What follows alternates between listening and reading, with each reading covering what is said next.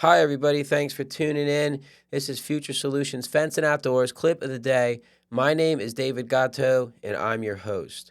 Real quick, guys, who we are, what we do, and why this podcast exists. We are a fence and fence supply company. We're located in York, Pennsylvania. We manufacture, fabricate, and provide fencing for over 64 companies in 5 states. We also have several installation teams. We install fence all over the state of Pennsylvania, Maryland, and Delaware. So why this podcast exists, what I'm looking to do for you guys, I want to be able to provide you with the tips and tricks to grow your business from zero to a multi-million-dollar company much faster than I was able to do it. I want to provide you guys and give you guys examples of some of the pitfalls that I have experienced that have held me back, and also some of the things that allowed me to experience exponential growth. With all that being said, guys, sit back, enjoy the show. If you like it, subscribe and share it. Hey, everybody. Thanks for joining. This is episode number 5 of the Future Solutions Fence and Outdoors clip of the day. I just wanted to start the podcast off by thanking everybody who has personally reached out to me, who sent me a message, providing testimony to the different ways that I'm helping their company out and helping them grow. It means a lot to me. It gives me more hope to keep doing what I'm doing out here and continue producing these videos, knowing that I'm adding value. So also I wanted to throw it out there that if you got any type of questions you want to ask me, feel free to put the question in the comment bar on our YouTube channel, or you could personally message me on Facebook. And if you have my cell phone number, just message or call me. I love helping business owners out. I get a lot of joy out of it, just bringing people through that area that I used to be in, So thank you for that.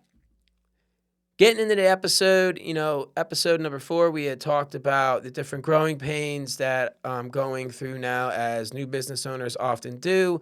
We may not have vetted our team members properly. We needed to fill positions quickly. So we just sort of hired people, hey, this guy's ready to work. This is in my price range. Let's do it. At this point, I'm in the full swing of things. I'm out there. I'm taking construction projects on. We're building ponds, patios, retaining walls, anything that I could get my hands into. I'm all over the place. I haven't honed in on anything. Bleeding some money out there. I'm bidding jobs. I really don't know what I'm doing. Big turnover rate going on. I have team members, like I said, that are not properly vetted. So people are coming, people are going, people are stealing, people are failing drug tests. All these growing pains associated with just having a business. So one day, everything changes. And I didn't even know that this was going to be such a dramatic change, that this was going to be such a business-altering thing for me. But one day, I had sold a fence, and I had sold it to a church, and it was a pretty big fence. And on this fence, I had some help. So I had a general contractor from Alabama. His name was Jeff Irwin. Love this guy. To this day, he's one of the toughest guys that I have ever met in my life. Alabama boy, he roll tide, the whole 9 yards. He's an older gentleman. But like I said, still one of the hardest workers that I've ever met in my life. So anyways, me and Jeff, we go out and we do this fence, right? And, we're wet mixing everything, and we're, it's just a massive straight run. So it's more of a wind barrier and a visual barrier for the church, being that it's a commercially zoned property. It's a barrier between them and the other houses that are residential. So we do this fence, and I run the numbers, and I say, hey, there's money in this. And that didn't seem that hard to do. So this is something that I could do. So I go out, I sell another fence, right? It's my first residential fence. I go out, I measure the property out. At this point, I'm very rudimentary. I don't know much about contracts. So I have these little 3-parted proposals that I had bought from like Office Depot or Office Max or whatever it is. One's got like a yellow copy and a carbon copy and a copy for the customer. So I go measure the job out. I go in the house, I'm writing this thing up, and I can't believe it. I sell it right in the spot. So I'm like, great. So, I have all the materials delivered out there. And at this point, I'm early in the stage of fencing. It's my second fence. I don't have fencing connections. I don't know where to get materials. So I order it where any homeowner would order it from, most likely Home Depot or Lowe's. So Home Depot delivers the fence out there, and the thing's ready to rock and roll. Well, here's what happens. In business, there's going to be a lot of things where you just got to sort of pivot and go. So the day of the install, I found out that Jeff will be leaving me, and he's the brains of the operation behind the fence. And it's not like, he went on a drug run or nothing like that, because that wasn't going on. But he took a supervisor position for a really big construction company, because he's been a supervisor most of his life. And, I got him at a great time when he was in between jobs, and we were able to really help each other out. So anyways, the fence is scheduled to go. I show up and I say, how hard can this be? I said, let me just YouTube this. I'm going to inspect the stuff. I'm going to take my time. I'm going to make sure that this fence is right. And at this point, I don't know anything about a permit. I don't know anything about underground utilities. I do not have a business license. I do not have business insurance. I don't even know what none of this stuff is at the time. But I'm determined to go out and do this because I seen the numbers in there. Those were the numbers that I wanted to make. And I said, hey, if I pull this off, all I got to do is pull this off, and I can get another truck that's actually a solid color instead of this 3 multicolored Chevy that's falling apart that I'm a little bit embarrassed at this point to bring it in front of customers. So I go out there and I figured, like I said, like I'd have some time to work this thing out.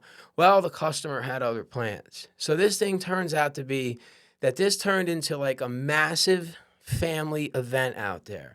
Like they got everybody. They're out there barbecuing. They got the in-laws. They got the cousins out there. The kids are out there. The wives' friends are out there. Their friends are out there. And I'm the expert, right? I'm the fencing expert. So here I show up by myself. No help. All right. And I come out there and, they're asking me all kinds of questions. I'm taking stuff out of the packages. I don't know what this stuff is. There's U-channel sliding out. There's inserts sliding out. And they're like, oh, what's this? And I'm like, I really don't know the answer to any of this stuff. So here's my first fence I'm putting in by myself. And I got these customers out there asking me questions every step of the way. And I'm like, oh, man. So I'm going in my truck and YouTubing. I'm not getting a whole lot out of YouTube at the time. So I really don't know what I'm doing. And, well, I start digging for this fence, and it turns out that the whole entire fence is on a shale vein. So the whole thing is a hard dig. I'm not lying out there. I'm out there with a rock bar. I'm out there with a pickaxe. I got a set of post hole diggers. I got a flat shovel. I got a level, and I got some string line. So it is no match for this shale that's out there. Long story short, I took about a week and a half to do this job. My hands were bleeding. They were calloused. This thing was going on and on. I was dejected. But nonetheless, I kept the end result in my mind. I said, Dave, you blow through this, you do this, you're going to have enough money to buy a single color truck, a truck that looks presentable, maybe a 3/4 ton, or if I'm lucky, maybe I'll get a 1 ton. I don't know.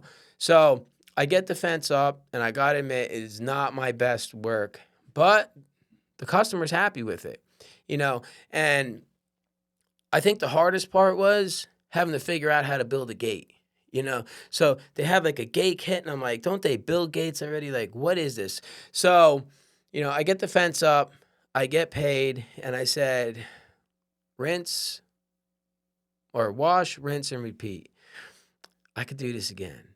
I could sell another fence, So I get all done over there, and that's exactly what I do. I buy another truck. I buy a 3/4 ton Ford F-250. It's a red truck. It's got white toolboxes on it. I love this thing. And so this was my breakthrough into the fencing industry. This was my first fence that I did. I didn't work for a fence company before. I didn't have anybody show me how to do a fence. I learned this fence on YouTube. So with that, I'm going to wrap up episode number 5. Be sure to tune in tomorrow for episode number 6. If you like this show, if you're getting anything out of it, please like it, share it, subscribe. See you guys.